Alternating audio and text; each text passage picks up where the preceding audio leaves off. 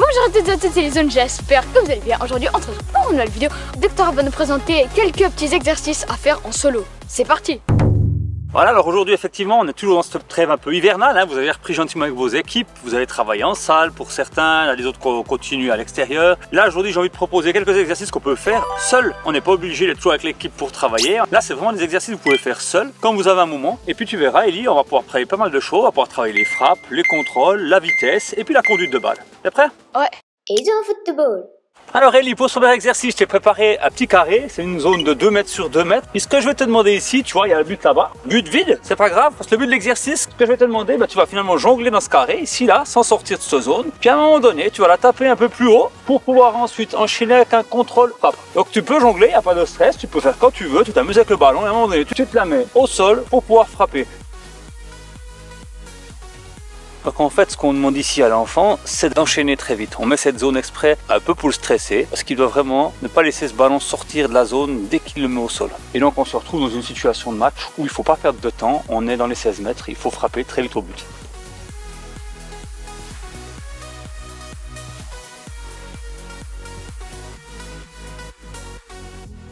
Alors tu as vu Ellie ici, la petite astuce pour lui que je peux te donner, la balle elle sort très vite du carré quand on la met au sol, t'as remarqué? Ouais. Ce que je te propose ici, c'est pas forcément de vouloir contrôler et shooter du même pied. Tu regarderas, c'est beaucoup plus facile quand tu contrôles de ton autre pied et puis que tu frappes ton pied fort par exemple. L'enchaînement est beaucoup plus rapide, pourquoi? Si tu regardes bien, quand tu contrôles et puis que tu frappes avec le même pied, c'est un peu plus lent que si tu fais l'enchaînement avec les deux pieds alternés.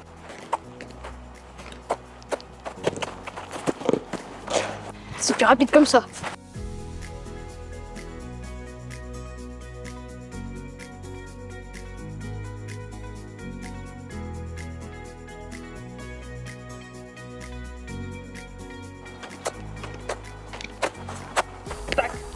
Oui.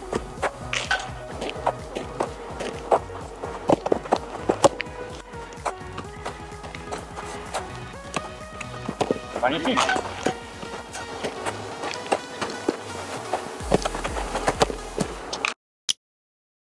Voilà Ellie, maintenant après frapper au goal, on va travailler un peu la vitesse, l'accélération et les changements de direction. Donc ça va monter au niveau du cardio, mais tu verras ça va te faire du bien. J'ai préparé une ligne de quelques assiettes, il y a 12 mètres de longueur. Toutes les 4 mètres tu fais une assiette et puis tu vas conduire ta balle à fond jusqu'à l'assiette suivante. Poser ta balle, donc un stop ball sur la balle, partir à l'assiette précédente au sprint, revenir prendre ta balle, l'amener à l'assiette suivante et ainsi de suite jusqu'à la fin. Attention au changement de direction et puis au changement de rythme.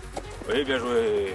Ça chauffe, ça chauffe. La petite astuce que je peux donner ici, c'est sûr, quand on est en accélération, on est plutôt sur la pointe des pieds. Donc c'est la partie avant du pied qui travaille. Parce qu'on accélère, c'est comme un sprint hein, quand on part à fond. Par contre, quand on va devoir freiner et qu'on sait qu'on va devoir faire le stop ball, on va plutôt essayer, sur les derniers pas, d'attaquer le sol avec le talon. Et puis de plutôt rouler le pied sur les 2 derniers pas. C'est plus facile ensuite pour stopper la balle et repartir ensuite dans la autre direction.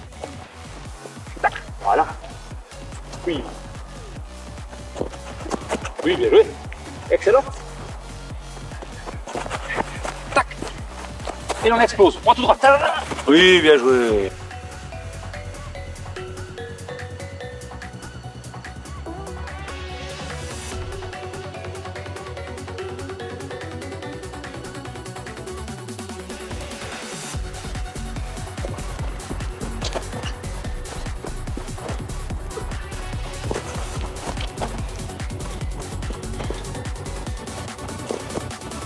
À fond, à fond, à fond.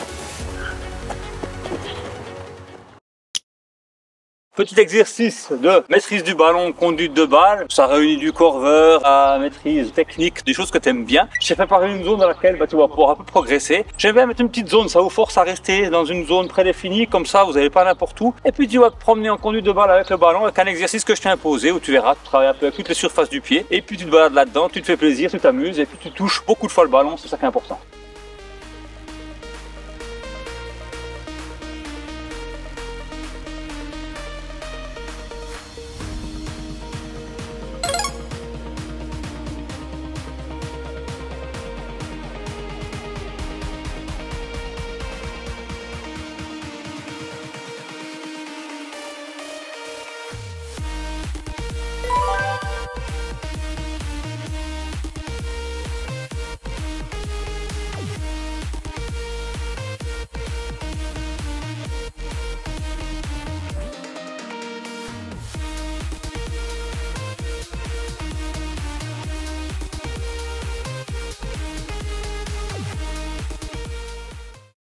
Donc voilà, c'est cette vidéo. Je remercie Hector pour ces petits exercices. Moi je te remercie toi Ellie, je te félicite parce que c'est pas facile, tout seul, il faisait froid en plus aujourd'hui. Donc je t'ai donné les ordres, t'as fait les exercices, bravo. Tu vois, on peut travailler tout seul avec la balle, quelques petites assiettes. On n'a même pas besoin de tout ça, on peut juste le ballon et puis on joue avec le ballon, on s'amuse, on peut faire ça dans le jardin, n'importe où. Et puis le but c'est en s'entraînant seul qu'on progresse le plus des fois Ellie. Donc il faut pas hésiter à prendre le ballon quand on s'ennuie, on reste pas devant les jeux vidéo ou devant la télévision. Et puis on va travailler un peu au jardin. Et j'espère que vous aimez cette vidéo.